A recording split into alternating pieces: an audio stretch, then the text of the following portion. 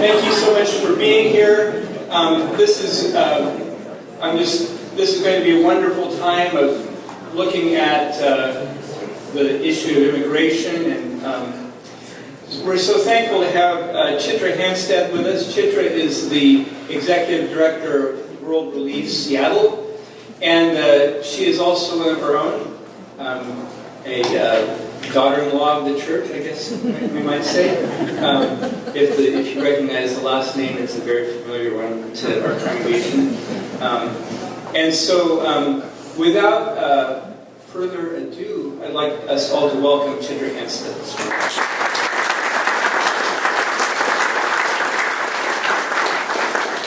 A lot of familiar faces. Good morning. Yeah, missing John, Denise, and a couple others, Becky and Doug, but for good reason. Oh, Ted!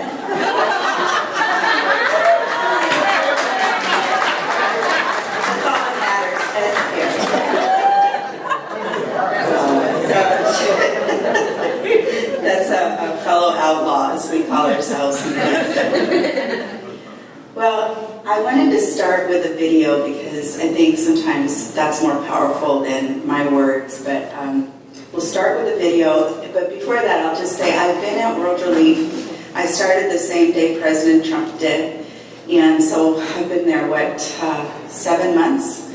And it has been probably the most tumultuous 7 months of my professional career. 2 weeks into it, I did layoffs, and just so you understand what the executive orders meant to us in our office, President Obama had set the number of refugees at 110,000, which, as we'll see in my PowerPoint presentation, is really a very, very small number compared to what the migration crisis is right now in our world. But we staffed up, we actually built out our office, we expanded our office, anticipating this number.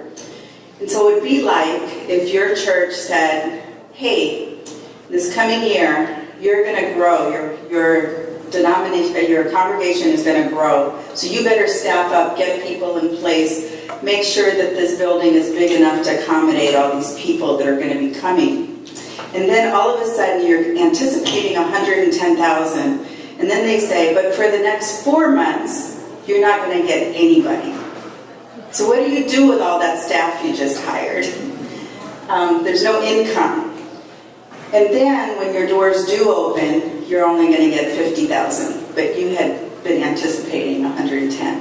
So that's kind of the dilemma we were in when I started 2 weeks into my tenure. That's what happened. I was so excited about this job, and then it's just been a roller coaster ride. But as I told my staff just 2 weeks ago at all staff, I said, if something seems impossible, something seems like so difficult, and you think, there's no way I can do this. I told him, run to it, because that's where you're going to see Jesus. That's where you're going to see Jesus show up in all his glory. And I'll tell you, these last 7 months must have really been incredible, because we've seen Jesus show up time and time and time again, and it's been so fun. I can't believe I'm calling the last 7 months fun, but man, it has been a blast to see what Jesus can do in the time of crisis. That's when he shines. So I'm going to start with a video. It's actually from our Dallas affiliate, but very similar to what we do in Seattle. So we're going to just see a story.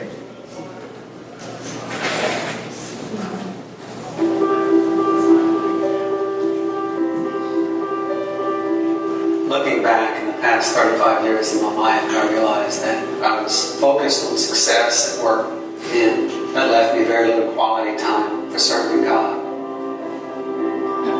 And the result was that, guess what? I made more money, but I didn't do ministry the way I knew I should be doing it, thinking that, oh, well, I'm young, I have more time.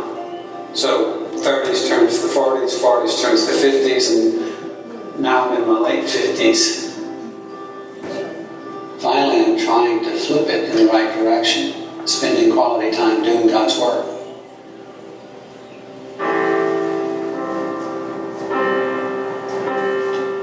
The process of identifying which ministry my wife and I should select was very important to us, and we put a lot of thought into it. So when we discovered that over 600 refugees come to our city every year, we felt compelled to participate. So, we have a family for you. They are from the Democratic Republic of Congo. And it's a family of 7, and they're all girls. Wow. So the DRC, it's been civil wars within the country, and that's why they've had to flee. The family arrives this Thursday night. Everything's going to be new to them, and they're really going to need a little bit of stability, and y'all offer that.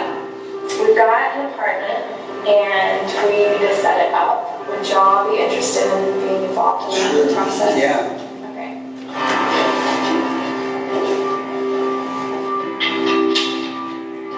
The way I'm wired, it's important to me to not be involved in huge events that are big and grandish. I'm not made for the spotlight. I'm prone to pride, and that's what I have to fight. So put me in a spot that doesn't foster that, and that's where the Lord is putting us.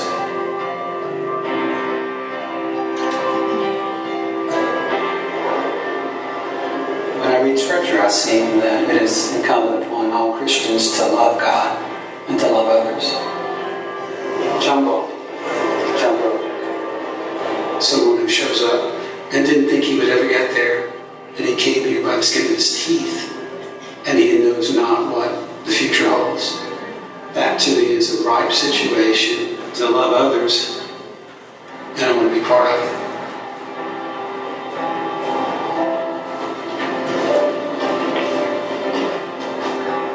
You want to see it? You want to go see it? One bedroom here. And their bedroom is here. So mom and dad, you sleep here, and then someone else sleep here. I think the little one. The little one, yeah. Love is not all that complicated. It's actually quite simple. It sort of looks like making yourself very helpful to the people in your life.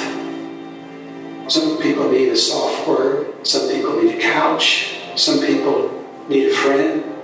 Tell them that I'm sure they've had a long trip, but they're home, and we're glad that they're home.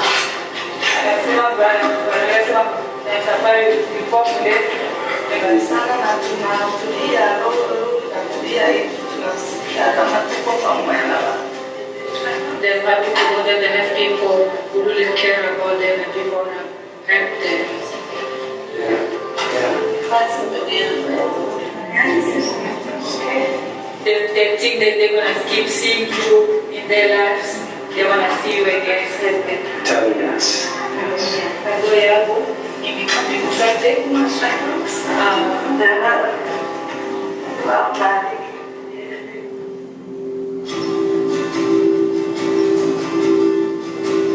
When you're my age, you realize the weight of idolatry and realizing that other things have been more important and have taken the place of God. But at the same time, what I'm encouraged about is the direction of my life. I will befriend this family. I will become aware of needs. I will pray for this family. Where that will lead, I'm not sure. Everybody's aiming at something. It's incumbent upon us to know what is that and what should it be. My aim in life is what God wants, what brings Him pleasure, what is His desire.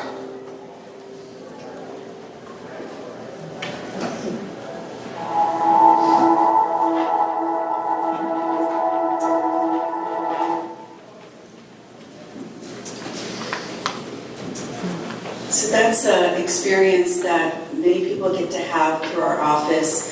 We have something called cultural companion coordinators, or cultural companions that walk with our refugees for 6 months. They meet with them once a week.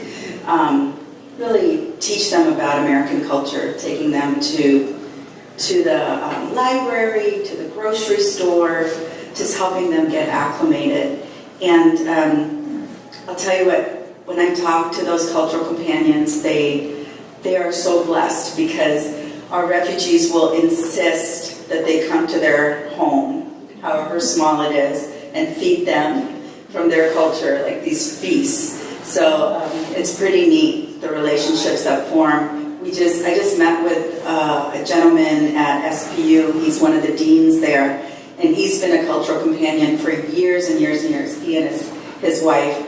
And one of the girls from their family, the father passed away, and they asked him to walk her down the aisle at her wedding. That's how close they had gotten.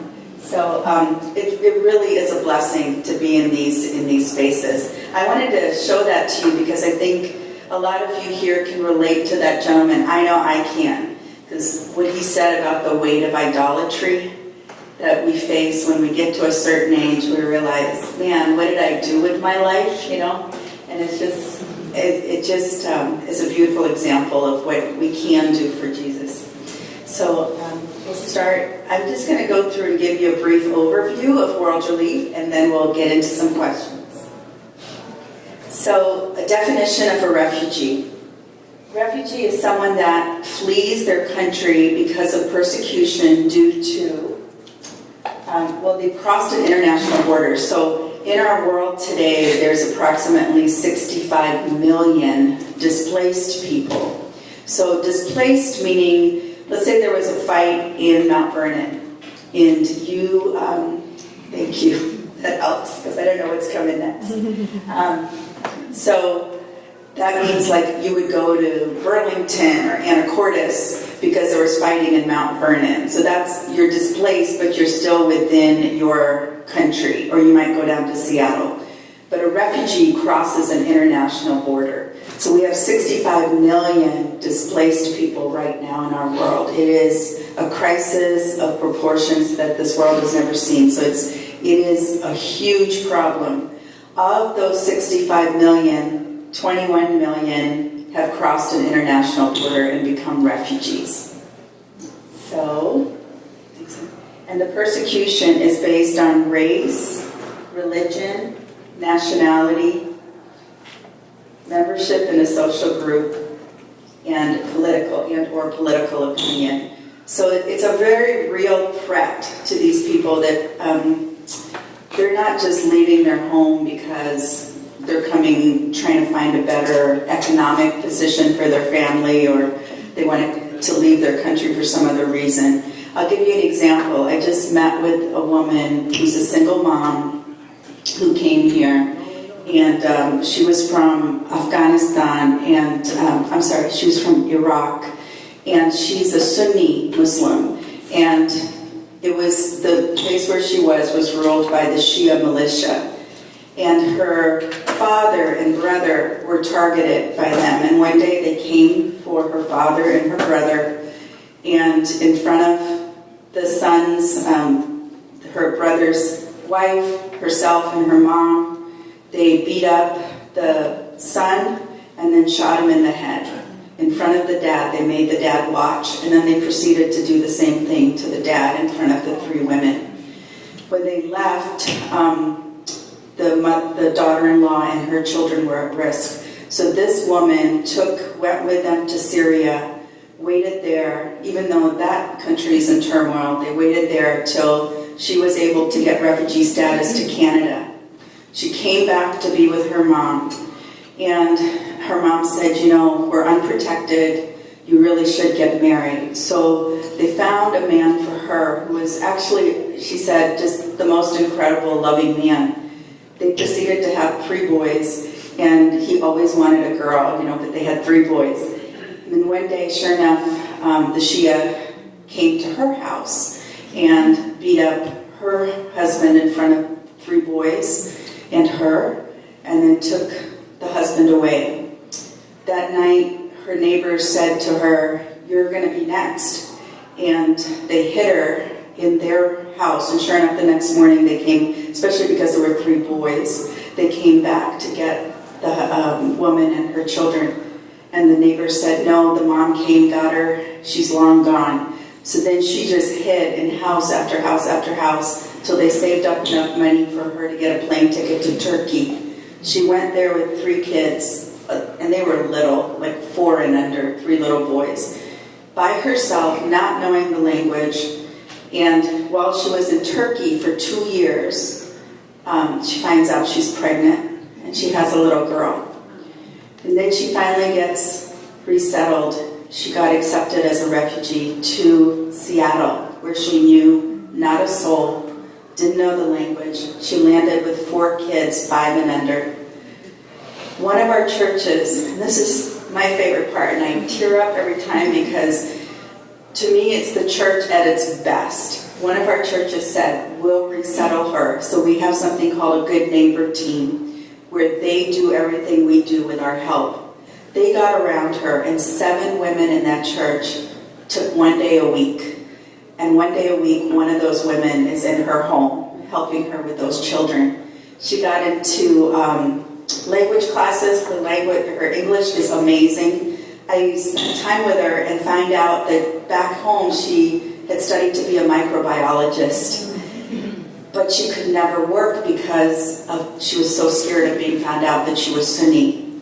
So she just volunteered at all these labs, and her dream is to get a job in a laboratory somewhere. The reason I met with her is because she spoke at the Gates Foundation. I got her a gig at the Gates Foundation, and I told them, if she's coming, you're going to pay her. So her first ever paycheck was from the Gates Foundation, and she knocked it out of the park. There were about 500 people there, and she got up and told her story. But all that to say, the persecution is real. It's not something that people conjure up in their heads. I've heard story after story after story in the last 6 months of what people have had to endure in their country of origin. So as I said, there's 65.6 million, 42 million internally displaced. Of that, next slide, so now the latest figure is 22.5 million refugees. And of that number, how much of those, if you look at this, there's only, of the 22 million, only 189,000 were resettled as refugees. That means, so resettlement means that a country like the United States or Canada will take them, match somebody to walk alongside them, provide resources for them, and help them get resettled in a new country. Most of them are still being hosted.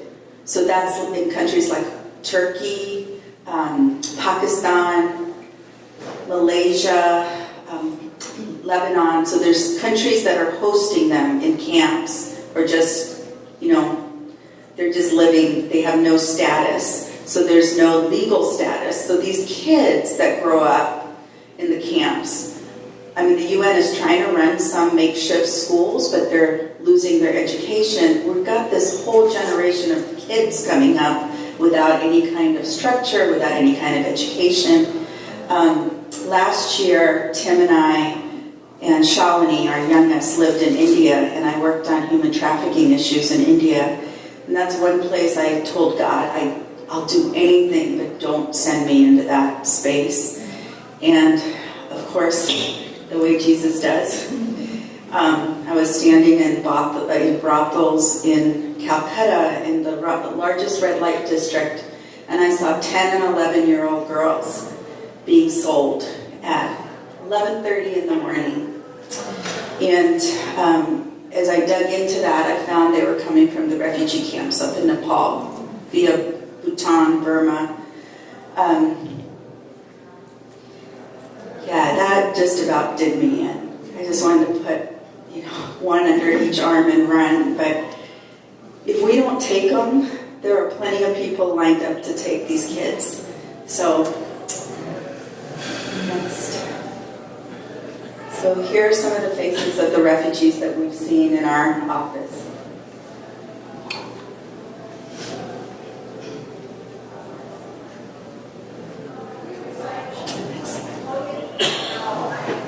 So there's some terms that get thrown around a lot. They're immigrants, refugees, asylees, and SIVs. So I'm an immigrant. My family came here willingly without being pushed to come here. It was more of a pull, and they came here for further education. Thank you. I think that's easier. And so they come here, they can get permanent residence, and eventually they can get citizenship. And usually the folks that come here as immigrants have a higher degree of education. My parents were both doctors. They were recruited back in the 70s or 60s because there was a shortage of doctors here. So many times, like right now, it's more of the IT folks that are coming here as immigrants. A refugee, again, I just described, they have a well-founded fear of persecution. And when they come here, they've already gone through all the checks. Usually it takes about 18 months to go through all the security checks. And I've got any of you are interested, I've got a list of everything that they go through before they come into our country. So it's, people worry about terrorism. If you were going to be a terrorist, you'd find a much easier way to get into the country than becoming a refugee, because it is very arduous and all kinds of security things that they go through. And then an asylee is somebody that comes into our country and they come without status. So, for example, a refugee, as soon as they get here, within 90 days, they are eligible for their green card, for their permanent residence. They have all their papers. An asylee comes here without any status. They somehow cross the border and then throw themselves at the mercy of the government.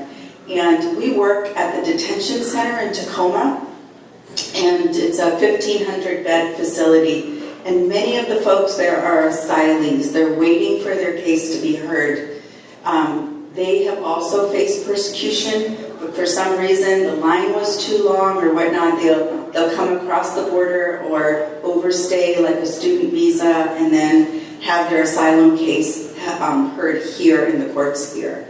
We've had people, that facility is built to be a 9-month facility. We've had people in there waiting for 7 years to get their asylum heard.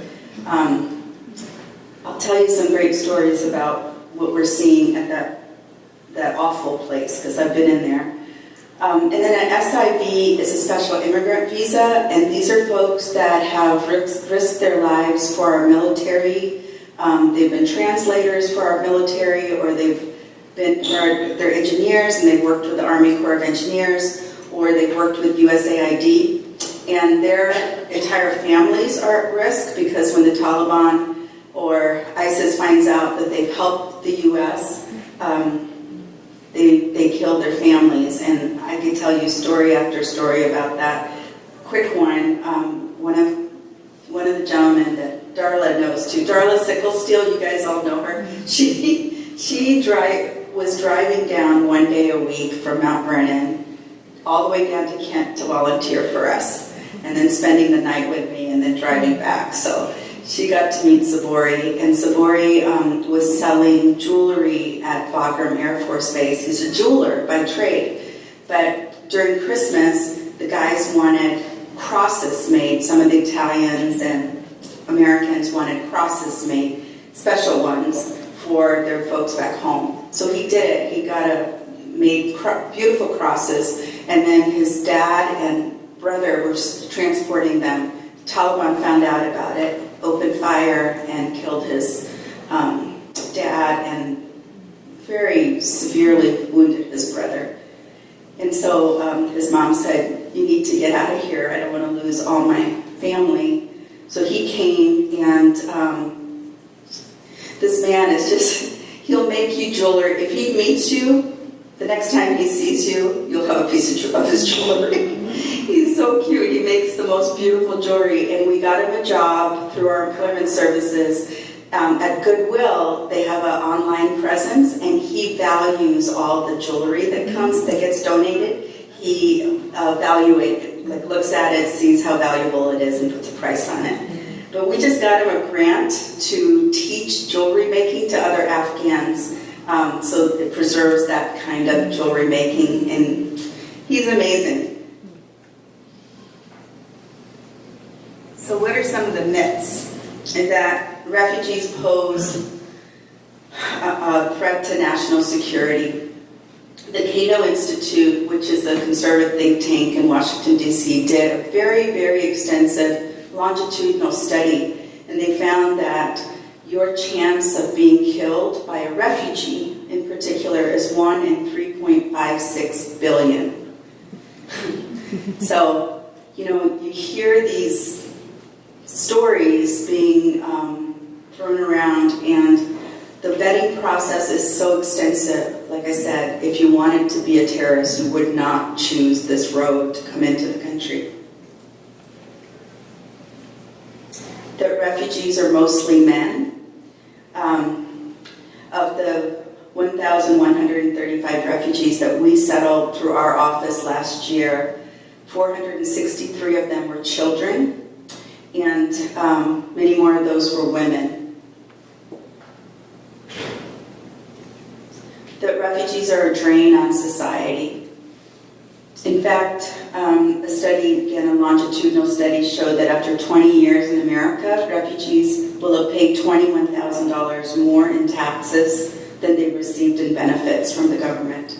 And I'll tell you what, they're some of the most entrepreneurial, hardworking, incredible people you'll ever meet.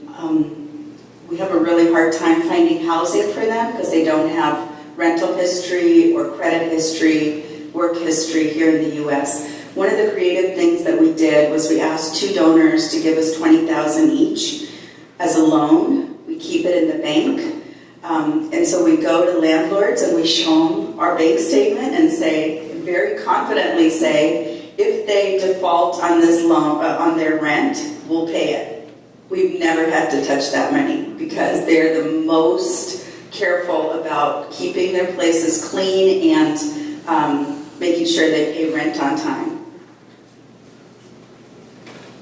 And anyone can come as a refugee to the U.S.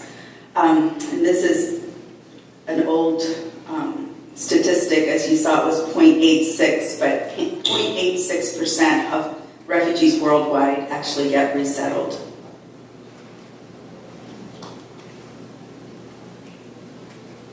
So 0 refugees from countries included in the president's travel ban have killed anyone in terrorist acts on American soil. And again, I already told you this, but you have a 0.00003% chance of dying in an attack by a foreign-born terrorist. So this is Washington State. We have 3 offices in Washington State, one in the Tri-Cities, one in Spokane, and then World Relief Seattle is in Kent.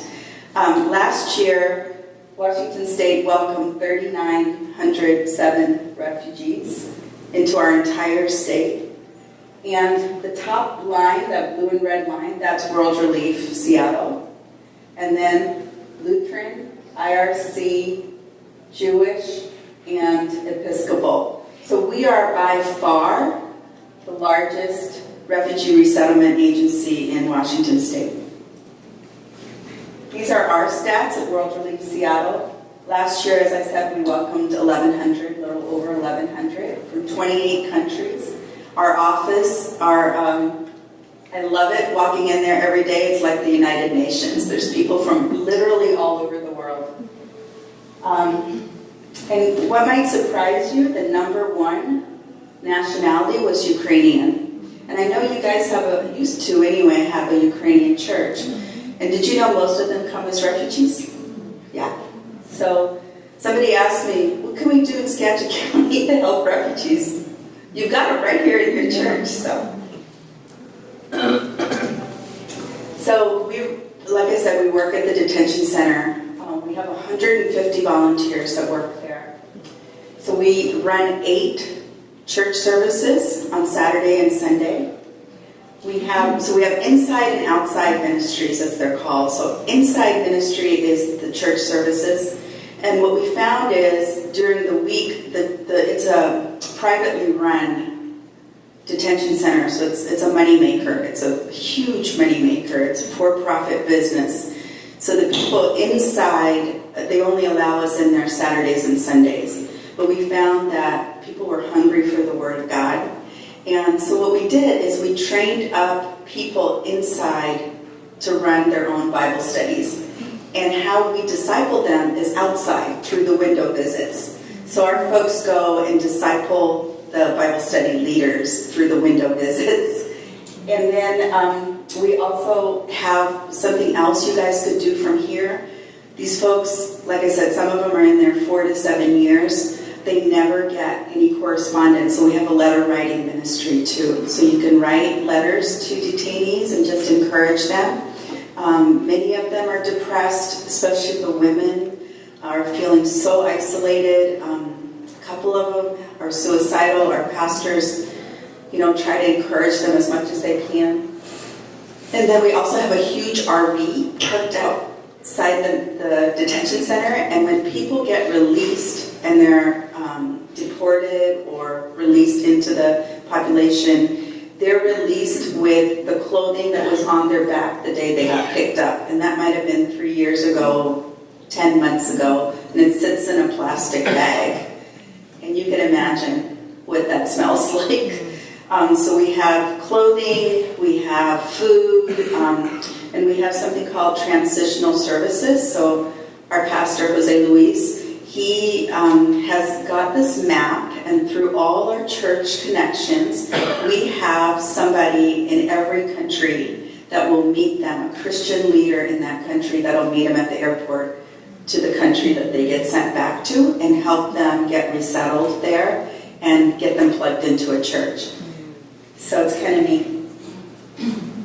Last year, we had 37 detainees from 8 countries that led 17 Bible studies. 440 men were baptized, and 1,540 accepted Jesus.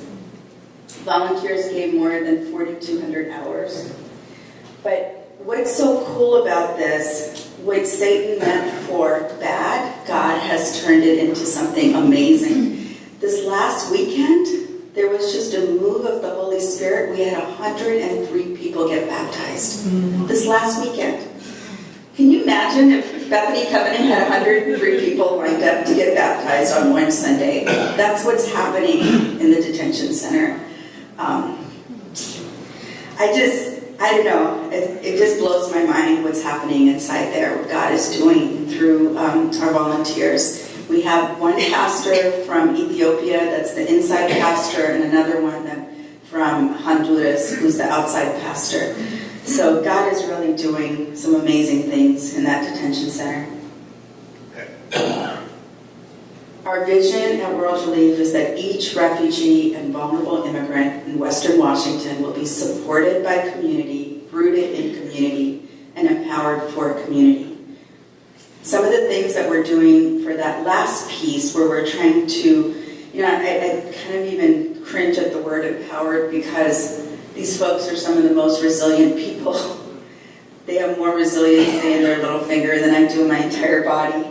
But we, with a church partnership, a church that's walking distance from our office donated an acre of land and a kitchen, one of their kitchens. They have 2 kitchens in their church facility. So we started something called a resiliency multiplier because we can't give them resiliency. We're just giving them an option to multiply what they already have and plug it into our context. We are de-paving that parking lot. We have 50 plus family plots, garden beds for families. We started with hugelkultur, which is these big horse trough kind of beds. And we've had, amazingly enough, youth, teenagers from 20 plus countries that started from that church. That church is completely flipped. It was an all-white church, and now it's a majority refugee church. They decided they were going to sell the building and sell the church and move to more further into the suburbs. But the pastor said, no, we're going to stay and we're going to serve the people God is sending. And he said something really interesting to me. He said, Chitra, all these years I've been praying that God would open up, I guess in missiology they called it the 1040 window, where there's, Latitude and longitude. Oh, where okay. most unreached people are. Where most unreached people. And he said, God is sending them to my backyard. The people that we're seeing are exactly from that window. That's where our refugees are coming from. And he said, darn it, if I was going to sell our property and move when God is sending them right to us. So he completely, this is their youth group right there. And this young lady spoke, and she said to me, she said, she's from DRC, she said, I used to work in the garden with my grandma, and I used to get my hands dirty with dirt. And now I'm in this little apartment. My mom won't let me go anywhere because she's scared of this culture, and I'm getting my hands dirty with social media. And then she said, look, she'd been working in the garden. She said, my hands are dirty with dirt again. And she was so excited. And they've already had their first harvest, and they had a big cooking party and all ate it together. But this space, we've already gotten some grants for it. It's going to be a conservation space, and the local middle school is teaching their science curriculum on it. I don't know if I've got a picture of... and then the kitchen is going to be a business incubator. We're going to teach people how to extend the shelf life of food by canning and pickling, and we got a permit for a farm stand. And my ultimate dream for that is to do, and Ken, I'm putting this in your head right now, is to start a food delivery business where it would be farm to table, nutrition dense food that's packaged with really great flavors from all over the world, and there would be a picture of the refugee that packed it and their story. We did a series of 12 focus groups with our participants. All our women either want to sew or cook. All our men want to drive.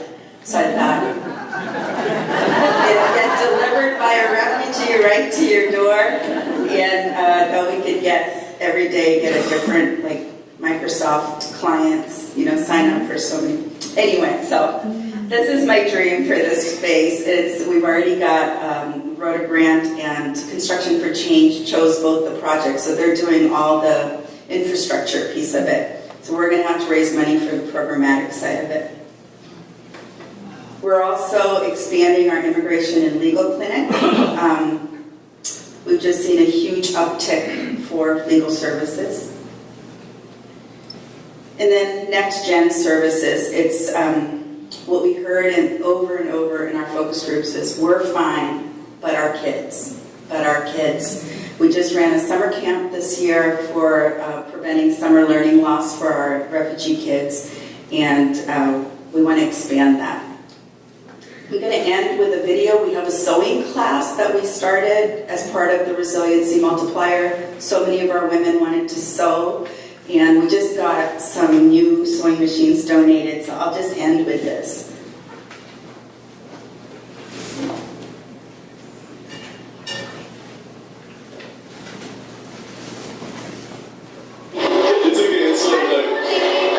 My name is Rosa.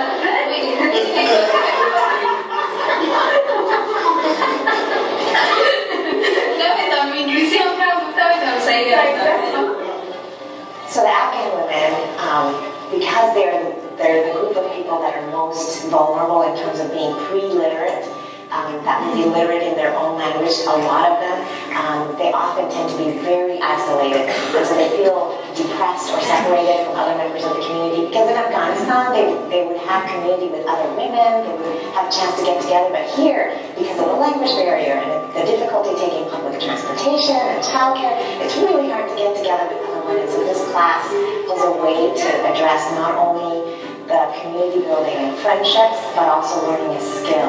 As a profession, I'm an interior designer, but I've also worked in the sewing industry. My background is a national educator for the Singer Sewing Machine Company.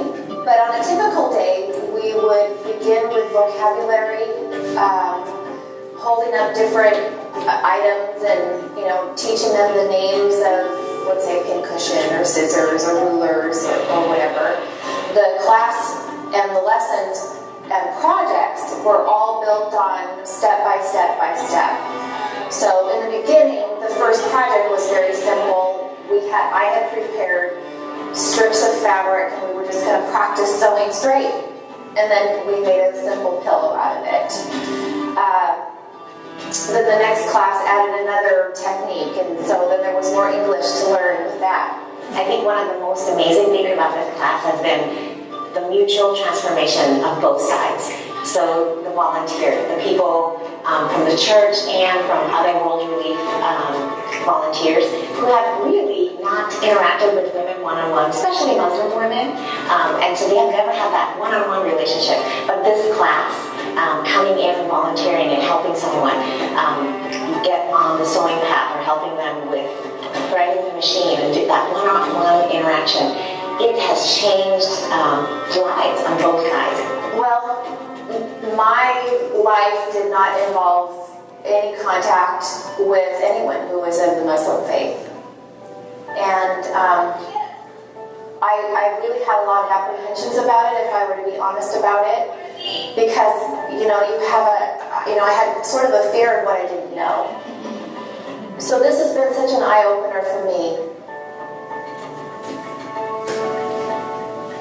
Sorry, these women could not be any sweeter. It's been such a pleasure working with them, non-American. They have such a gratitude, and they don't expect that people owe them things. And it's been wonderful to work with them. They're so grateful. و ما بسیار از سال کسایی که همراه سال ماهواری میتونیم بسیار خوش هستیم و خاطر که ما را زیاد کمک کردن و بخصوص استان چینه Yes, I like it. And I like the different things like birds, everything I like.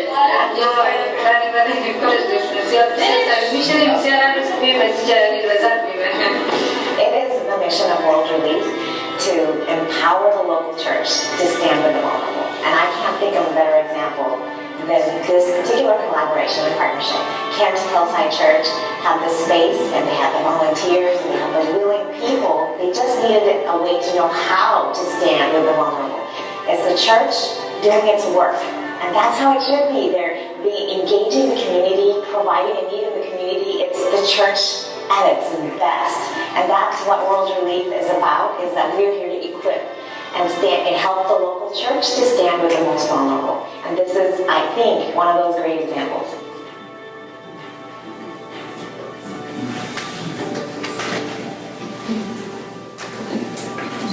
And they donated those blankets they made, the baby blankets, to newly arriving refugees for their babies, those women.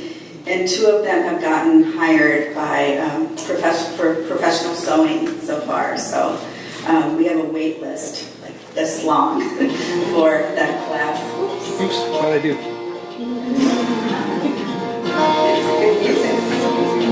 So I'm all done with my presentation. I probably went way too long. I'm seeing all this family. Tim always say it's a small world, and Tim says no, it's just a large family. You've still got about 15 minutes Oh, we do. to take questions or whatever. Yes. Who is the church? I mean, the volunteers from the different denominations, or I heard the word church. Yeah, we're non-denominational, so we have all we even have a Jewish synagogue that comes and is going to be helping depave the garden, but everywhere from Episcopal to, Pentecostal, we have the church. Yeah. Yes. Why, you said some have been in there for 7 years, and what is the holdup? The courts are so backed up. Asylum is a very, very difficult thing. Most attorneys don't want to touch it. That's one of the reasons we're trying to expand our legal clinic, is because we're trying to get an attorney that will focus specifically on asylum cases. It's very hard to get somebody to take that case pro bono because it's so expensive. So we're trying to raise money for it so our attorney can just work on asylum cases. They, in many cases, are the most vulnerable because they have no status when they get here. Yes? My husband and I worked in the Bosnia area war, Yeah. and with refugees, and all these memories are coming back. But and then after the war, we came back here, and I worked with World Relief, going to help the English language. You had about a year of trains coming in, and of course the Bosnians, and that's where I help. My question to you is, with all you have to do, maybe you don't have a track record at all on how these people assimilated ultimately into society, because I know you place them in pockets in Seattle, Yes. in these projects. Does World Relief do you have any knowledge of track record on those that came out of famine or strife or war? Yeah, Or not? no, I we wonder about- don't. Yeah. We know how many we resettled, and actually in our focus groups, that was one of the things I really was trying to get at. And we just got an Evans School cohort from the grad school that is willing to, they waived the fees for us to do a project for us. That was one of the projects that a lot of our staff brought up. Let's go back and see how people are doing, integrating into the society, because that's a huge piece. It's not just about bringing them here, but frankly, there's 26% of refugees that are living below the poverty line. So I know that fact. And so one of the things that we've decided in our strategic plan, even if the refugee program is stopped altogether, because right now it's like trying to plan with blindfold on, because we have no idea what's going to happen tomorrow.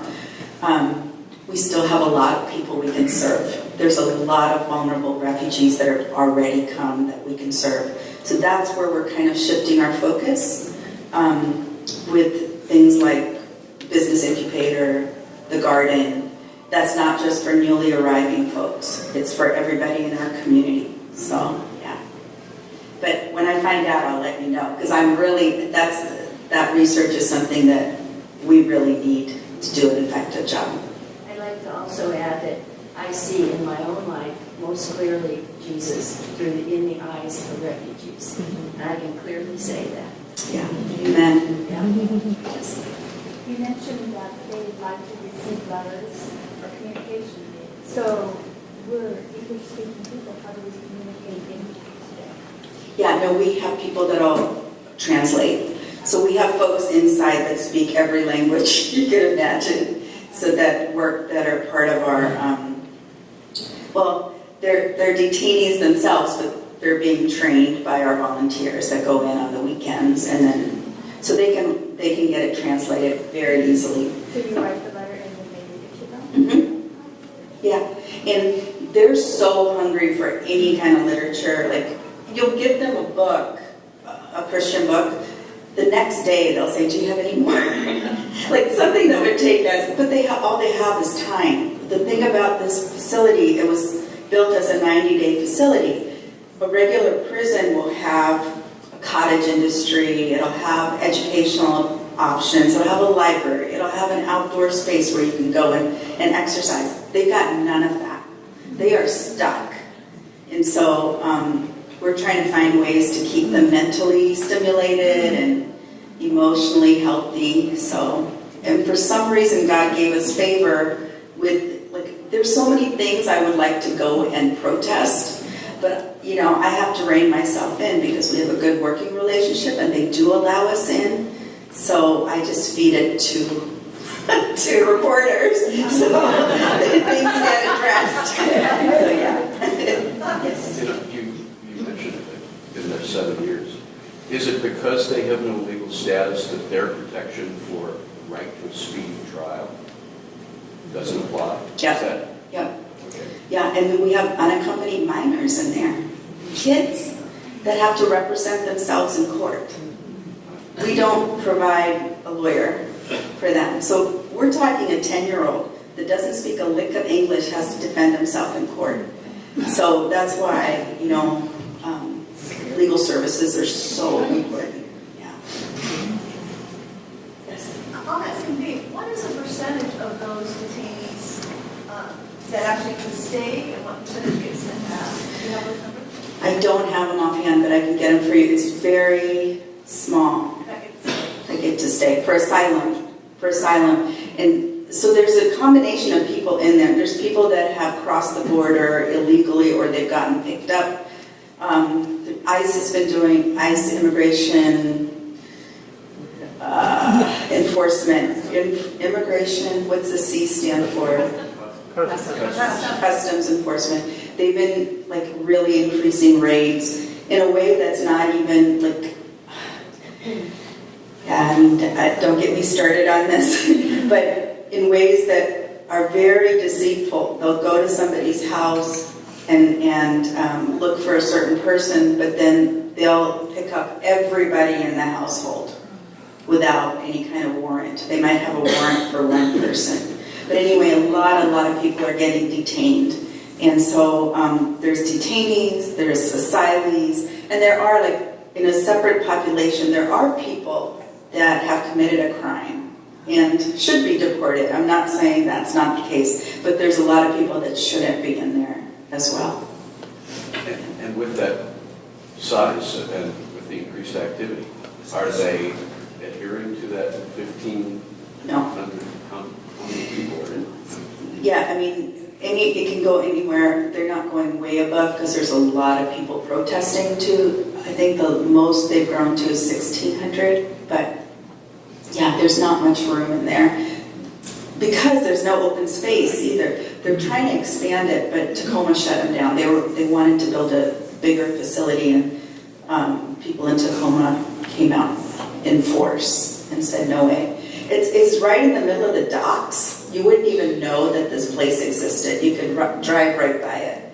And it's a mile from the nearest bus stop.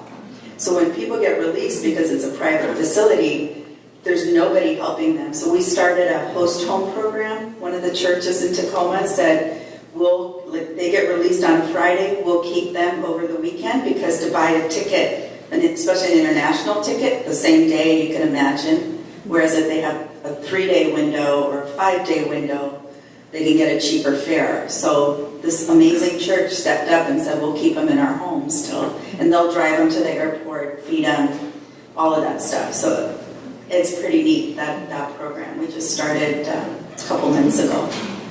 Any other questions? Yes? What do they do with the medical issues? Do you have a clinic there, or what do they do when so many people living together? Oh, you mean at the detention center? Yeah, and they get sick or... Yeah, they take them out, and a doctor, clinic will see them. But yeah, medical issues for refugees that are newly arrived, we see, we have a program for special populations, people that come here with severe issues, like a little child that has a heart issue that they couldn't get served in the camps, that kind of thing. And we have 2 people in our office that are dedicated just to walk with really severe people with severe disabilities or severe medical needs. So, yes. What can we do? Yeah. Well, like I said, you've got the Ukrainian population here. That's one of the big populations of refugees, and they tend to be, what we've found anyway, is they tend to be more self-reliant because there is such a great community among the Ukrainians. They'll, most of the time, they don't even use our host homes. They'll take care of each other and plug each other into but that's not to say they don't have needs. We've made an effort this year to really work with our Ukrainian population. We hired 2 Ukrainians as caseworkers that spoke the language. And so we're finding that there are needs. They're just too, not proud is not the word, but they're just private. Yeah, they don't share the needs. So there might be ways for you to, and we could make one of our Ukrainian caseworkers available to you, to see how you can better integrate with that other congregation. But I was looking at the languages being spoken in the schools up here. And because I tried to find out what populations of refugees live here. I couldn't find it. But I looked at there's Amharic, there's Arabic. I mean, you name it, you got them here. I don't know how we can make that connection for you guys. Another thing that we could do is do a legal clinic here with our attorney. I mean, to do it here, and then if there's attorneys in your congregation that would come out and we do a one-day clinic to help people fill out citizenship papers and things like that. That might be of use. If you're up to it like Darla is, come down. It's, you know, I always say we're willing to cross oceans, but getting to Kent isn't that far. You know, you can get there a lot closer than, you know, going on a mission trip somewhere. But we could arrange for like if there's enough of you, we could do a one-day event at the garden. There's lots of projects at the garden that need doing. We're putting up a gazebo. I know a lot of the people here are Scandinavian, they're good builders.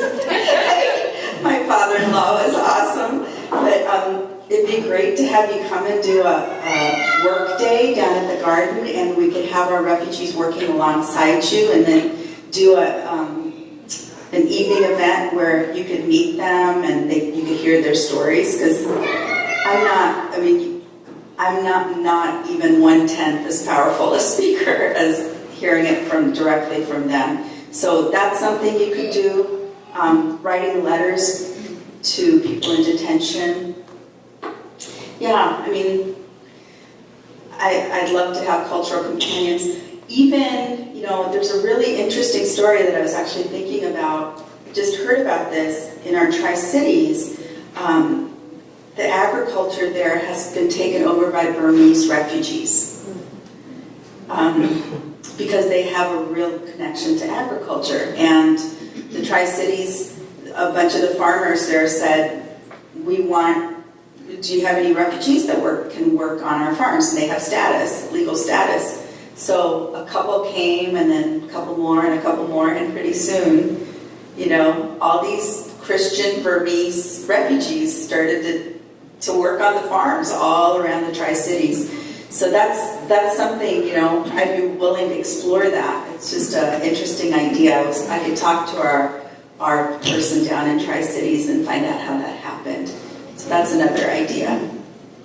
But we're open. If you guys want to come down and teach a sewing class, if you want to come when the businesses get going, if you have an interest in business, or if you're an attorney and you want to come volunteer at the legal clinic, there's different ways. What about language classes? Do you have? We have ESL classes every day in our office. So under one roof, we have employment, legal services, English, what else, Darla? What am I missing? Casework. You need teachers? Yes. we always can use help in the ESL class. And then the sewing class, where that's going on, we took pre-literate women and started a class just for them. And the sewing class was started because these women were really having a tough time with our bigger classes. And they not only learned English, their English language learning went like this, but they even learned fractions because they had to cut, you know, fractions. They learned math too through the sewing classes. But I got to get you guys to church, and I'm so thankful to be here and to see so much family here. And one other quick thing you can do is give. I'm really trying to get us less dependent on government money. 86% of our funding comes from the government, which I hate. I really wanted to get to private. We've never tried to do private funding because it's come through the government. But we're in such a time as this where that's not going to happen this next year. So please, if you want to give to something in specifically to one of the pieces that I talked about, talk to me, and we can make it happen. Next summer, too, for the summer camp, that would be another great place to come and volunteer, because we're trying to expand it to 150 refugee youth next summer. So, and then Ken has... You can make me This is a great book.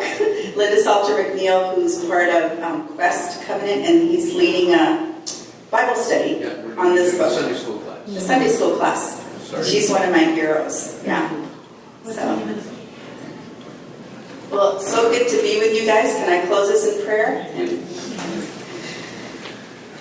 Jesus, I thank you so much that you care for those on the margins, those that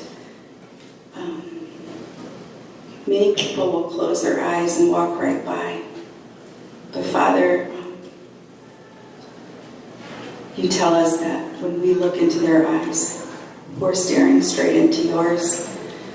And we can't, as Christians, close our eyes and walk by, Father. And I thank you that you've given us your creativity to attack issues like this with creative minds. And I thank you for your love that fills our hearts, Father, because we can't do any of this without you. I thank you for every refugee that's waiting today, somewhere hoping for a home, or waiting to go back to their home that they left behind. Father, isn't that just like us? We're waiting to come home. We're really just refugees in this world. I just pray, Lord, that you would embolden us to speak, give us courage to step forward and take somebody's hand and walk with someone that's in need of you, in need of your love.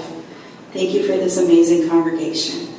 I just pray that we'd be blessed in the service that's coming up. In Jesus' name, amen.